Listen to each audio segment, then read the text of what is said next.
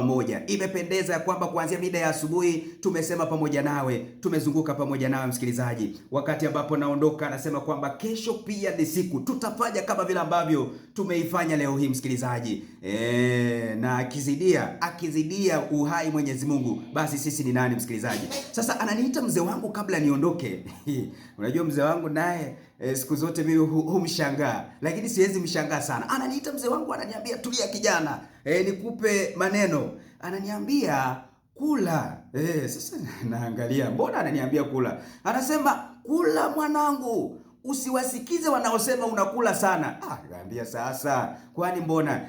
Akasema kwamba usiwasikize wanaposema unakula sana. Kwa sababu gani mzee wangu? Ananiambia ukubwa wa mdomo wako si kama ukubwa wa midomo yao. Wewe unajua wao wanachukua wanaweka midomo yao labda inaweza kuwa ni mikubwa. Sasa wewe mdomo wako ni mdogo, lakini wanakuambia unakula sana. Na wewe unabaki pale unasema acha nisikule. Mzee wangu anasema kula.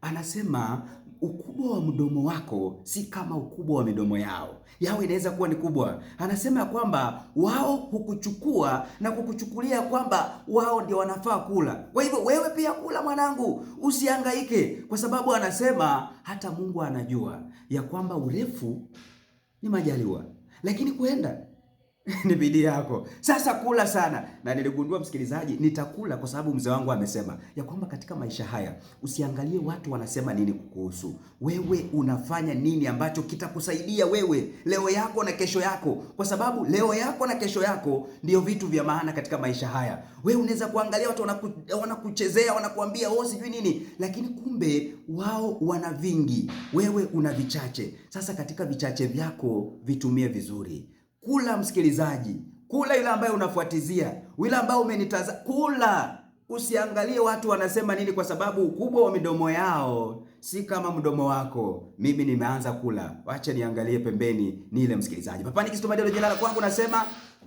kwa heri. Mungu akiridhia tukutane tena kesho.